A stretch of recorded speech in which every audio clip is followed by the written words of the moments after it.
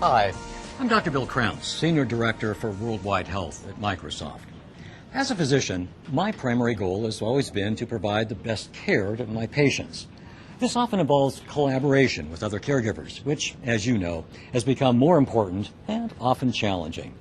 That's why I'm so excited to introduce Microsoft's unified communications technologies for healthcare. These technologies work with many of your current systems to provide more security and flexibility in the various ways that you communicate. Now, the scenarios we present here are fictional, but they'll give you a good idea of how our unified communications technologies are currently being used by healthcare organizations around the world. At the core of it all is a feature we call rich presence. The color-coded dots next to the names let you know which colleagues are available and how. Since you set your own status, you can let others know the best way to contact you at any given time. Caregivers around the world are finding that unified communications technologies help them manage communications more effectively, so they can spend more time with their patients.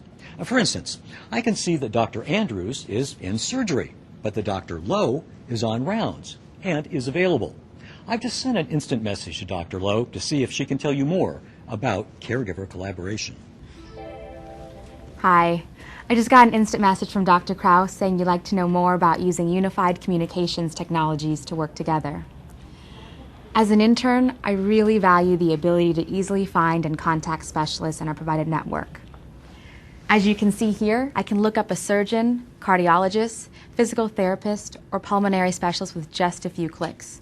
When I'm with the patient, I can quickly reach other members of her care team to ask about treatment options.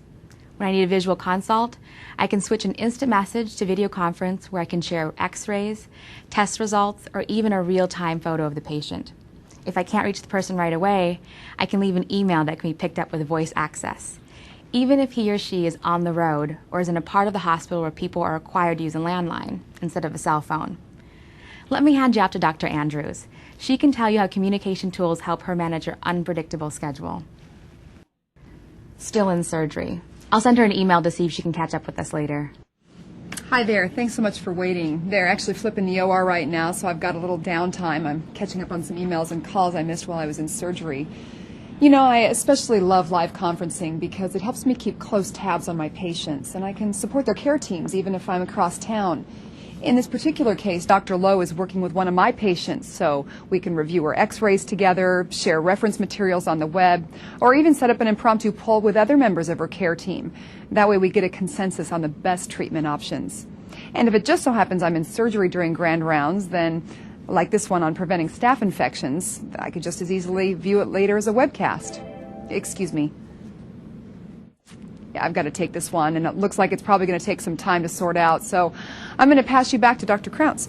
With the security and flexibility of Microsoft Unified Communications technologies, I'm able to focus more of my time and energy on patient-centered priorities.